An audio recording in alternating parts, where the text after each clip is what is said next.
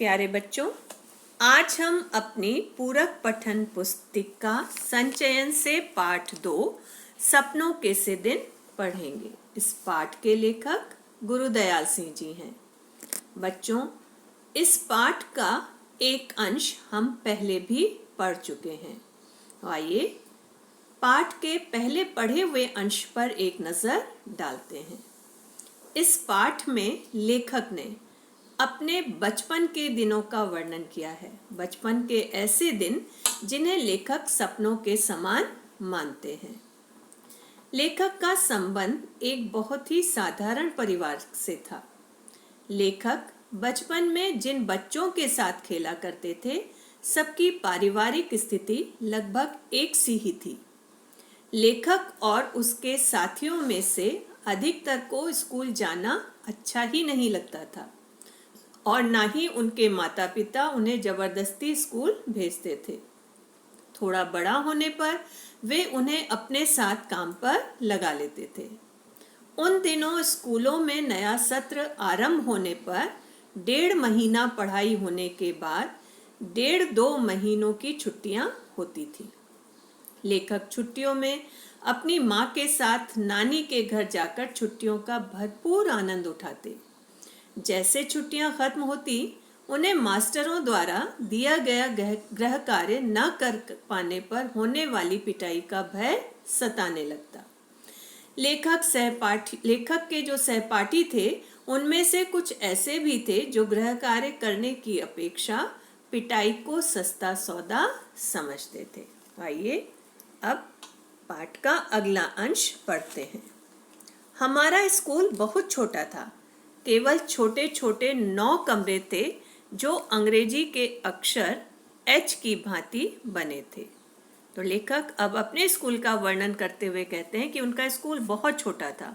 उनके स्कूल में केवल 9 कमरे थे और वो कमरे जिस तरीके से अंग्रेजी का अक्षर H होता है, उस तरीके से एक दूसरे के सामने बने हुए थे। दाईं ओर पहला कमरा हेडमास्टर श्री मदन मोहन शर्मा जी का था, जिसके दरवाजे के आगे हमेशा चिक लटकी रहती। चिक कहते हैं बांस की तीलियों से बने पर्दे को।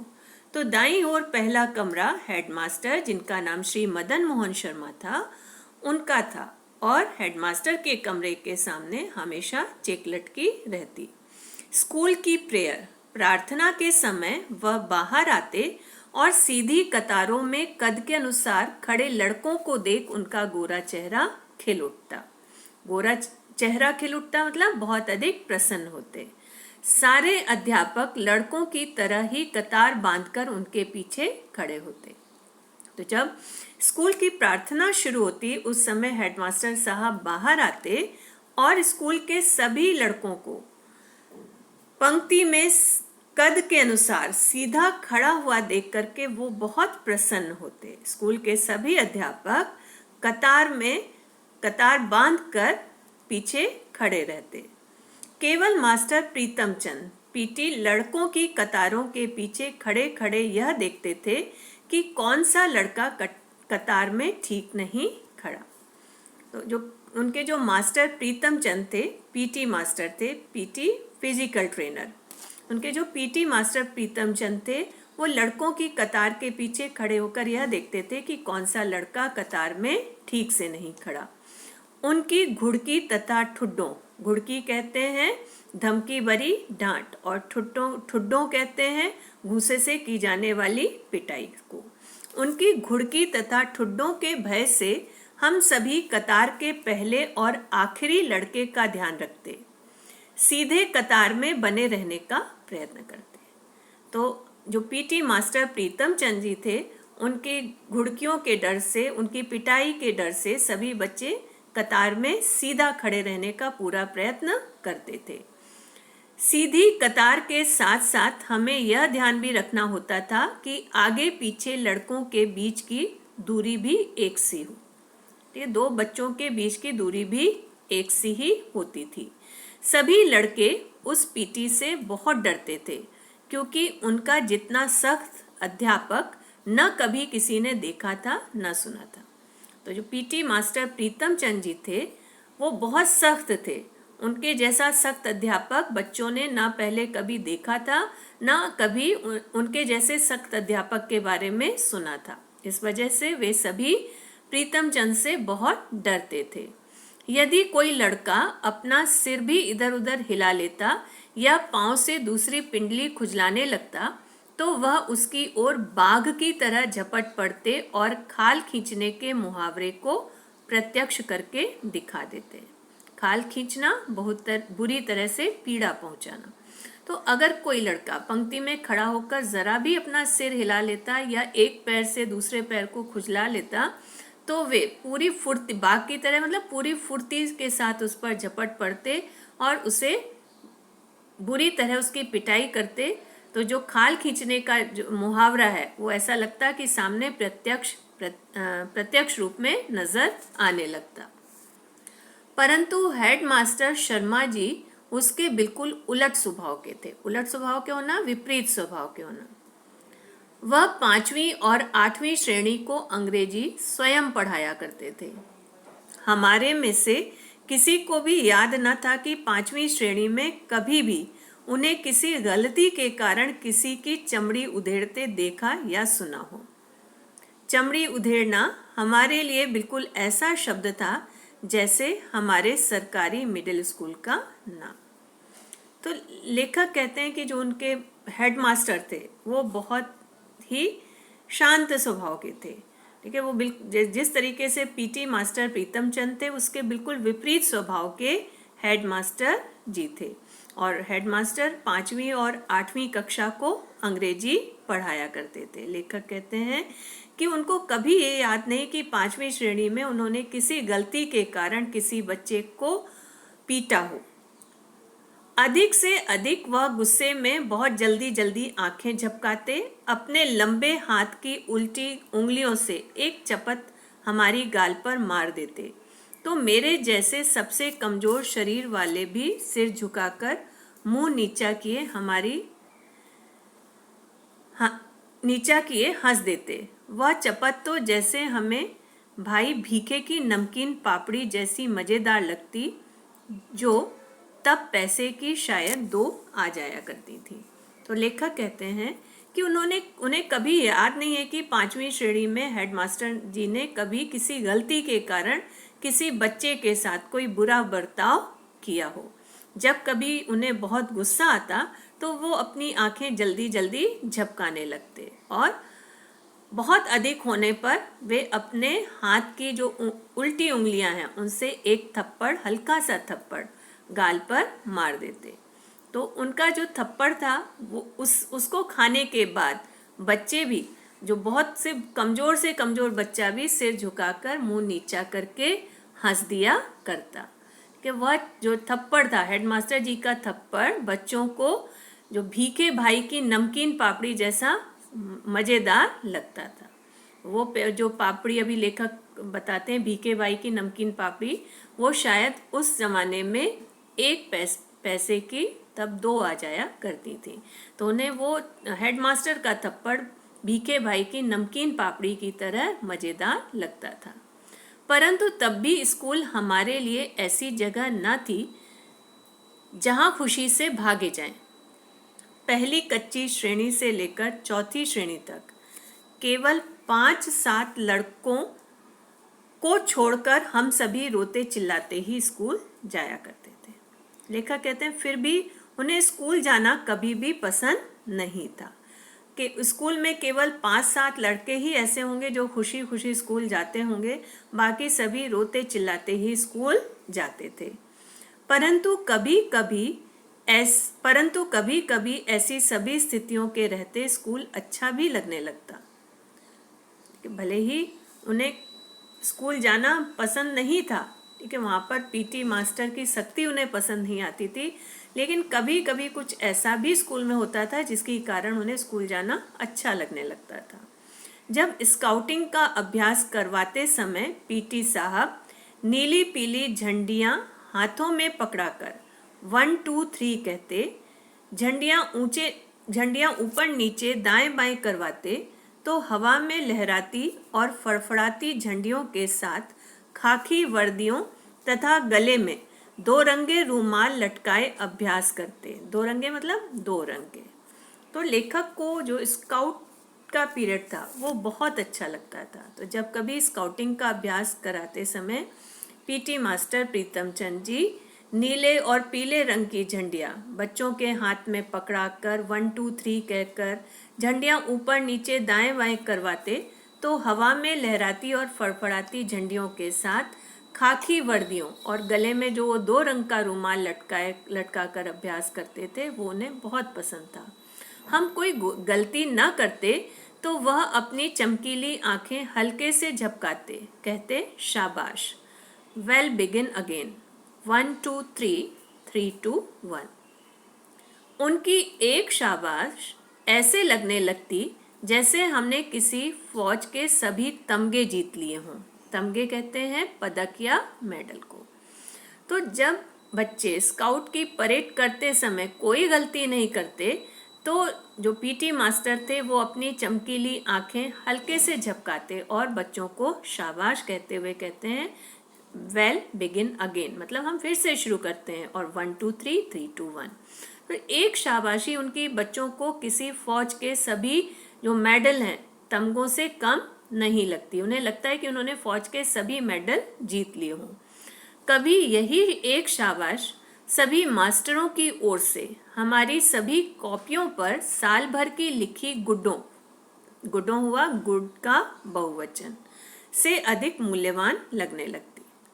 तो लेखक कहते हैं उन्हें प्रीतम चंद जो पीटी मास्टर थे उनके द्वारा दी गई एक शाबाशी पूरे साल सभी बच्चों को, स्कूल के बाकी जितने भी मास्टर थे सभी मास्टरों के द्वारा दिए जाने वाले जो अच्छा काम करने पर जो उन्हें गुड मिलता था उन सभी गुडों से अधिक मूल्यवान लगने लगती।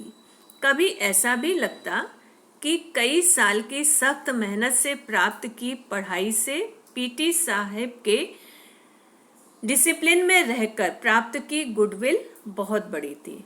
गुडविल कहते हैं साख या प्रख्याति को। तो कभी कभी लेखक को ऐसा भी महसूस होता कि कई साल मेहनत से पढ़ाई जो उन्होंने की उसकी अपेक्षा, उसकी तुलना में जो पीटी मास्टर प्रीतम चंद के अनुशासन में रहकर जो उन्होंने गुडविल बनाई थी, जो उन्होंने साख या प्रख्याति बनाई थी, वो बहुत बड़ी थी। परंतु यह भी एहसास रहता कि जैसे गुरुद्वारे का भाई जी कथा करते समय बताया करता कि सतगुरु के भय से ही प्रेम जागता है, ऐसे ही पीटी साहब के प्रति हमारी प्रेम भावना जग जाती। ठीक है, तो लेखक को एक और घटना याद आ जाती है कि जिस तरीके से गुरुद्वारे में कथा करते समय भाई जी अक्सर सुनाया करते थे कि सतगुरु मतलब सतगुरु के भय से ही प्रेम जगता है। तो ऐसा ही लेखक को महसूस होता कि शायद जो पीटी मास्टर का अनुशासन का भय था उसी भय के वजह से उनके प्रति हमारे जो अंदर प्रेम की भावना थी वो जग जाती है। यह ऐसा भी है कि आपको रोज फटकारने वाला कोई अपना यदि साल भर के बाद एक बार शाबाश कह दे तो यह चमत्कार सा लगने लगता है। हमारी दशा भी कुछ ऐसी ही हुआ करती। तो लेखक कहते हैं कि वो कुछ ऐसा भी प्रतीत होता है कि जैसे कोई अपना हमें साल भर हमारे अंदर कमियां निकालता हो, डांटता फटकारता हो, लेकिन कभी एक बार अगर वो शाबाशी दे देता है तो वो चमत्कार सा लगने लगता है। तो पीटी मास्टर प्रीतम चंद द्वारा दिया गया एक शाबाश उन्हें कुछ उसी चमत्कार के समान प्रतीत होता था। हर वर्ष अगली श्रेणी में प्रवेश करते समय मुझे पुरानी पुस्तकें मिला करती। हमारे हेडमास्टर शर्मा जी एक लड़के को उसके घर जाकर पढ़ाया करते। तो लेखक जब हर साल नई कक्षा में प्रवेश करते तो उन्हें हमेशा पुरानी किताबें ही मिला करती थी। उनके जो स्कूल के हेडमास्टर थे वो एक लड़के के घर जाकर के उसे पढ़ाया करते थे। वे धनाढ्य लोग थे। जो जिनके घर हेडमास्टर पढ़ाने जाते थे वे धन संपन्न थे। उनका लड़का मुझसे 1-2 साल बड़ा होने के कारण मेरे से एक श्रेणी आगे रहा। हर साल अप्रैल में जब पढ़ाई का नया साल आरंभ होता तो शर्मा जी उसकी 1 साल पुरानी पुस्तकें ले आते। तो वो जिस बच्चे को हेडमास्टर पढ़ाते थे वो लेखक से 1-2 साल बड़ा था और उनसे एक कक्षा आगे पढ़ता था। तो हर साल जब अप्रैल में पढ़ाई का नया सत्र शुरू होता, कक्षा का नया सत्र शुरू होता, तो हेड मास्टर शर्मा जी उस बच्चे की पुरानी पुस्तकें ले आते। हमारे घर में किसी को भी पढ़ाई में दिलचस्पी ना थी। दिलचस्पी मतलब रुचि। लेखक के घर में भी किसी को पढ़ाई में कोई रुचि नहीं थी। यदि नई किताबें लानी पड़ती जो तब 1-2 रुपए में आ जाया करती, तो शायद इसी बहाने पढ़ाई तीसरी चौथी श्रेणी में ही छूट जाती। लेखक कहते हैं कि अगर उनके परिवार वालों को उनके लिए नई किताबें लानी पड़ती जो तब शायद 1-2 रुपए में ही आ जाया करती थी, वो भी वो नहीं जोड़ पाते, तो हो सकता है उसके चलते उनकी पढ़ाई तीसरी चौथी कक्षा में ही छूट जाती। कोई 7 साल स्कूल में रहा तो एक कारण पुरानी किताबें मिल जाना भी था। लेखक ने जो 7 साल स्कूल में गुजारे उसका एक कारण ये भी था कि हर साल लेखक को पुरानी किताबें पढ़ने के लिए मिल जाया करती थी। कॉपियों, पेंसिलों, होल्डर या स्याही दवात में भी मुश्किल से 1-2 रुपए साल भर में खर्च हुआ करते थे। परंतु उस जमाने में 1 रुपया भी बहुत बड़ी रकम हुआ करती थी। रकम मतलब कीमत। 1 रुपए में 1 सेर घी आया करता था और 2 रुपए की 1 मन 40 सेर गंदम। इसी कारण खाते पीते घरों के लड़के ही स्कूल जाया करते। हमारे 2 परिवारों में से मैं पहला लड़का था जो स्कूल जाने लगा था। तो लेखक कहते हैं कि उस समय ये जो 1 रुपए की कीमत भी बहुत हुआ करती थी। उस ज़माने में 1 रुपए में 1 सेर घी आ जाता था और 2 रुपए में 40 सेर गंदम मिल जाया करती थी। तो इसी कारण जो धन संपन्न परिवार के बच्चे थे वही स्कूल जाया करते थे। लेखक जो उनके 2 परिवार थे उनमें से पहले ऐसे बच्चे थे जो स्कूल जाते थे। परंतु किसी भी नई श्रेणी में जाने का ऐसा चाव कभी भी महसूस नहीं हुआ जिसका जिक्र कुछ लड़के किया करते थे। अजीब बात थी कि मुझे नई कॉपियों और पुरानी पुस्तकों में से ऐसी गंध आने लगती कि मन बहुत उदास होने लगता था।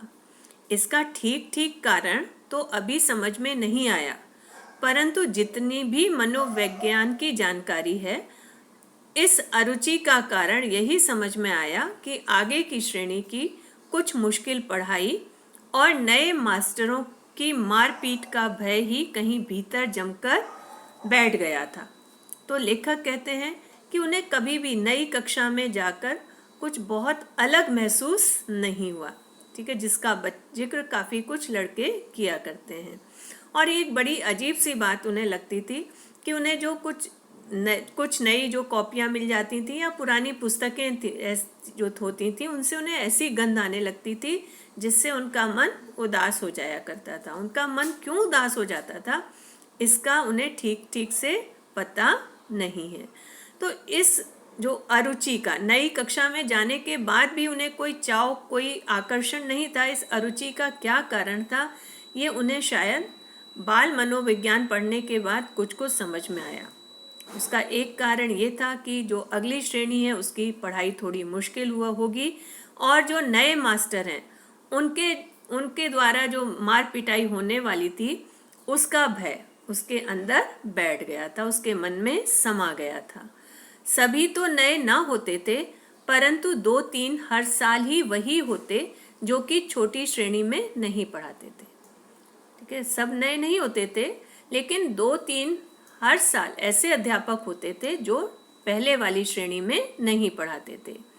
कुछ ऐसी भी भावना थी कि अधिक अध्यापक एक साल में ऐसी अपेक्षा करने लगते कि जैसे हम हर फन मौला हो गए हों। हर फन मौला मतलब हर कला में माहिर। तो कहीं ऐसी भावना भी लेखक के मन में आ गई थी कि अध्यापक ऐसा सोचने लगते हैं कि बच्चे अगली कक्षा में आते ही हर कला में माहिर हो गए, हर विषय में निपुण हो गए हैं। यदि उनकी आशाओं पर पूरे नहीं हो पाते तो कुछ तो जैसे चमड़ी उधेड़ देने को तैयार रहते। इन्हीं कुछ कारणों से केवल किताबों कॉपियों की गंध से ही नहीं, बाहर के बड़े गेट से 10-15 गज दूर स्कूल के कमरों तक रास्ते के दोनों ओर जो अलियार के झाड़ उगे थे, उनकी गंध भी मन को उदास कर दिया करती थी। तो कई अध्यापक ऐसे थे जो बच्चे उनकी अपेक्षा पर खरे नहीं उतरते थे, तो वे उनके साथ बहुत बुरी तरह पेश आते थे। तो कुछ तो जो लेखक के साथ कुछ कारण थे, वो कुछ ये थे कि अध्यापकों द्वारा होने वाली पिटाई से वो डरा करते थे, और कुछ ये था कि उनके पास जो किताबें थी वो पुरानी हुआ करती थी। तो इन्हीं कुछ कारणों से वो केवल कॉपियों किताबों की गंध से ही नहीं, गेट से कुछ 10-15 गज की दूर जो स्कूल के कमरों तक के रास्ते में जो अलियार के झाड़ियाँ उगी हुई थी, उनकी गंध, उनकी खुशबू भी उनके मन को उदास कर दिया करती थी। परंतु स्कूल 1-2 कारणों से अच्छा भी लगने लगता था। मास्टर प्रीतम चंद जब हम स्काउटों को परेड करवाते तो लेफ्ट राइट की आवाज़ या मुंह में ली विसिल से मार्च कराया करते। फिर राइट टर्न या लेफ्ट टर्न या अबाउट टर्न कहने पर छोटे छोटे बूटों की एड़ियों पर दाएं बाएं या एकदम पीछे मुड़कर बूटों की ठक ठक करते अकड़ कर चलते, तो लगता जैसे हम विद्यार्थी नहीं, बहुत महत्वपूर्ण आदमी हों, फौजी जवान। लेखक को स्कूल कभी भी पसंद नहीं था, लेकिन कुछ 1-2 कारण ऐसे भी थे जिनकी वजह से लेखक को स्कूल अच्छा भी लगने लगता था। और उसमें से एक कारण था कि जब पीटी मास्टर प्रीतम चंद उनको स्काउट की परेड करवाते तो वो लेफ्ट राइट या जो विसिल के द्वारा जो मार्च कराया करते थे, और मार्च कराते समय लेफ्ट टर्न, राइट टर्न या अबाउट टर्न कहते, तो उस समय जब वो दाएं बाएं या एकदम पीछे मुड़कर जो उनके जूतों की ठक ठक करके आवाज़ करते और अकड़ कर चलते, तो उन्हें ऐसा लगता कि वो कोई साधारण विद्यार्थी नहीं है, बहुत महत्वपूर्ण आदमी है, फौजी जवान है। दूसरे विश्व युद्ध का समय था, परंतु हमारी नाभा रियासत के राजा अंग्रेजों ने 1923 में राजा अंग्रेजों ने 1923 में गिरफ्तार कर लिया था, और तमिलनाडु में कोडई कनाल में ही जंग शुरू होने से पहले उसका देहांत हो गया। जो दूसरा विश्व युद्ध का समय था, उस समय जो उनकी रियासत थी जिसका नाम नाभा था, वहाँ के राजा को अंग्रेजों ने 1923 में गिरफ्तार कर लिया था, और जब तमिलनाडु के कोडई कनाल में जंग शुरू होने वाली थी, उससे पहले ही उनका देहांत हो गया था। उस राजा का बेटा, कहते थे, अभी विलायत में पढ़ रहा था, इसलिए हमारे देसी रियासत में भी अंग्रेज की ही चलती थी। फिर भी राजा के न रहते अंग्रेज हमारी रियासत के गांवों से जबरन भर्ती नहीं कर पाया था। तो जो वो जिस राजा का देहांत हो गया था, उसका बेटा विलायत में विदेश में पढ़ रहा था, इसलिए उनकी जो रियासत थी नाभा, वहाँ पर अभी अंग्रेजी शासन, उनका ही हुक्म चलता था। फिर भी राजा के ना रहते अंग्रेज जो थे वो नाभा रियासत से गांवों से जबरन मतलब जबरदस्ती सैनिकों की भर्ती नहीं कर पा रहे थे। लोगों को फौज में भर्ती करने के लिए जब कुछ अफसर आते तो उनके साथ कुछ नौटंकी वाले भी हुआ करते। वे रात को खुले मैदान में शामियाने लगाकर लोगों को फौज के सुख, आराम, बहादुरी के दृश्य दिखाकर आकर्षित किया करते। उनका एक गाना अभी भी याद है, कुछ मस्खरे कहते हैं हंसी मजाक करने वालों को, अजीब सी वर्दियां पहने और अच्छे बड़े फौजी बूट पहने गाया करते। तो लोगों को फौज के प्रति आकर्षित करने के लिए कुछ फौजी अफसर अपने साथ नौटंकी करने वालों को लेकर आते, और वे रात में खुले मैदान में तंबू लगाकर नौटंकी में नाटक के माध्यम से ये दिखाने की कोशिश करते कि फौज में रहने वाले, जो फौज में भर्ती हो जाते हैं सिपाही, वे कितने सुख आराम से जीते हैं, उनकी ज़िंदगी कितने बहादुरी भरी होती है। तो इस तरीके से वे नाटक किया करते थे। तो उस नौटंकी में कुछ मस्खरे थे, विदूषक थे, जो अजीब सी वर्दियां पहने, अच्छे बड़े फौजी बूट मतलब जूते पहनकर गाना गाते थे। और वो गाना क्या करते थे, भर्ती हो जा रे रंगरूट कहते हैं फौज में या जो पुलिस में नया सिपाही भर्ती होता है उसे रंगरूट कहते हैं। भर्ती हो जा रे रंगरूट, भर्ती हो जा रे। अठे मिले से टूटे लीतर, अठे मतलब यहाँ, लीतर मतलब फटे खस्ताहाल जूते। उठे मिलेंदे बूट, उठे मतलब वहाँ, मिलेंदे मतलब मिलेंगे, बूट मतलब अच्छे जूते। भर्ती हो जा रे रंगरूट।